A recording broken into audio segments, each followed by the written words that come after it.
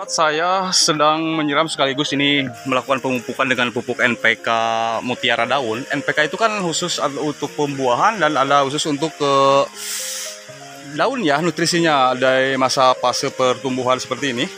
Jadi tujuannya agar mempercepat suatu pertumbuhan ketika tanaman durian ini fase vegetatif yang usia di atas 1 tahun. Dan bagaimana dosisnya? Dosisnya aja saya kasih 30 gram di sekitaran 1 jengkal atau 2 jengkal orang tangan orang dewasa, dan pas ujung tajuk daun di sini atau sekitaran permukaan akar serabut yang saya tebar di sini ya pupuknya. Tidak apa-apa, tidak ditimbun, yang penting kita lembab, kasih lembab aja. Musim kemarau juga tidak masalah kalau waktu memupuk, yang penting penyiraman. Kenapa tidak ditimbun? Karena di sini kan lembab, jadi sifatnya ini hygroscopis, jadi mudah menyerap langsung oleh air ya, ionnya. Jadi jangan khawatir ketika tidak ditimbun, digeletakin seperti itu saja. Oke, yang ini sudah saya juga kasih sekitar 30 gram juga, tapi tidak nampak ya, tidak kelihatan.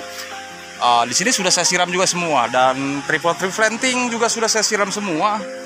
Dan ini juga yang tanaman tunggal saya siram serta melakukan pemupukan, dan akan saya langsung memperlihatkan tanaman durian ini batangnya yang sudah terserang ini penggerek batang, dan alhamdulillah sekarang sudah sembuh total, sehat seperti semula daripada serangan dari penggerek batang. Terima kasih, simak terus videonya sampai dengan selesai.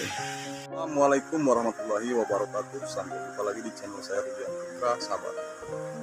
Di sini saya akan update tanaman durian musangking yang itu hari saya obati dengan obat decis dan obat jamurnya karena batangnya terluka oleh penggerek batang, sahabat. Jadi di sini alhamdulillah sudah 1 bulan daripada penghasil pengobatan, sudah sehat ya. Bisa dilihat sudah kering, tidak berlendir lagi. Jadi seperti ini juga nih hasilnya. Dan sini kapas bekas dari pembalutnya. Kemarin kita kerik di sini. Yang penting jangan sampai kena kayunya, terlupas kayunya. Dan kita tempel dengan kapas yang sudah dikasih bahan insektisida dan obat jamur. Lalu kita tempel dan kita bungkus ya. Setelah 1 bulan saya buka kembali, dan akhirnya sudah kering ini hasilnya. Dan ini sekaligus saya melakukan penyiraman, walaupun ini penyiraman di tengah hari, yang jelas volumenya jangan sampai sedikit ya. Karena kalau sampai sedikit, tidak banyak di volume penyiramannya di tengah hari, sama dengan dia direbus ya.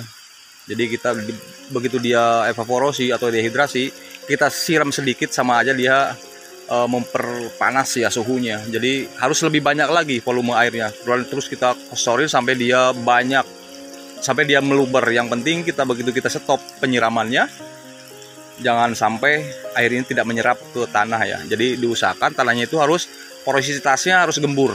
Jadi jangan sampai padat. Nah, makanya ke setiap tanaman itu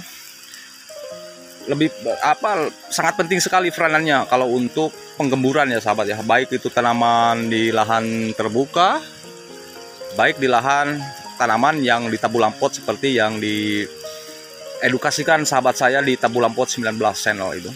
Beliau juga sama pengalamannya di tanaman tabu lampot ya. Tapi beliau di tabu lampot untuk saat ini karena sering melakukan metode-metode perawatan dan pemupukan serta pembuahan di tabu lampot yang sangat unik gitu.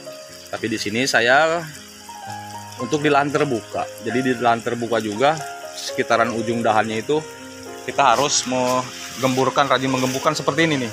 Ini ujung dahan daun durian. Nah, di sekitaran ujung dahan daun durian di sini harus kita gemburkan. Jadi semakin panjang dia dahan daun duriannya, maka semakin dia terus kita keluar ya melakukan penggemburannya.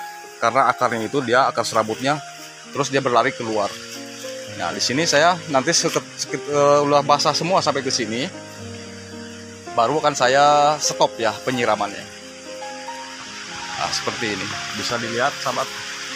Nampak sehat walaupun ini kemarau. Di sini kebetulan sudah masuk kemarau, tidak ada hujan, makanya saya terus melakukan insektisida penyiraman di tanaman durian musangking.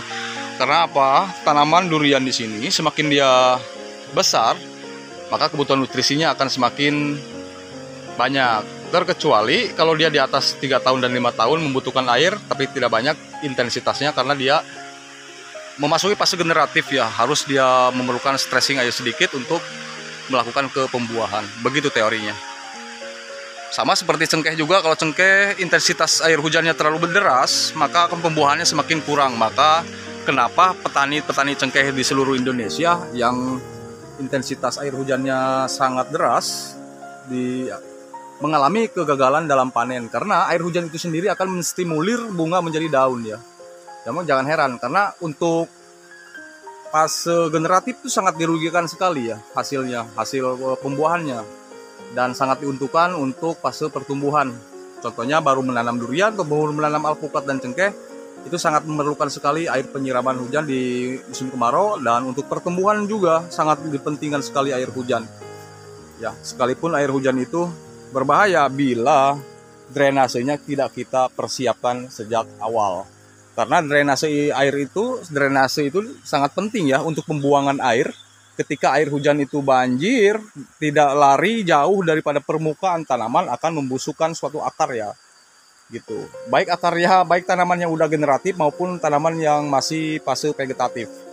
Karena air hujan itu sendiri sangat dibutuhkan, tapi sangat berbahaya jika drainasenya tidak kita persiapkan jauh-jauh hari. Jadi berani mau menanam, harus berani juga mempersiapkan drainasenya, seperti itu. Kira-kira. Terima kasih, mudah-mudahan bermanfaat. Sampai jumpa lagi di video saya selanjutnya, dan terima kasih banyak bagi yang sudah like, comment, share, dan subscribe-nya. Dan bagi yang belum bergabung, silakan bergabung. Dan saya banyak ucapkan terima kasih untuk sebesar-besarnya bagi sahabat Tani Rudian Putra, khususnya dimanapun sahabat Tani Rudian berada. Dan insya Allah silakan tulis kritik, comment, share yang membangun ya. Tulis kritik, saran yang membangunnya, tulis kolom komentar. Insya Allah akan saya jawab semampunya saya. Terima kasih, dan kurang lebihnya mohon dimaafkan. Akhir kata, assalamualaikum warahmatullahi wabarakatuh.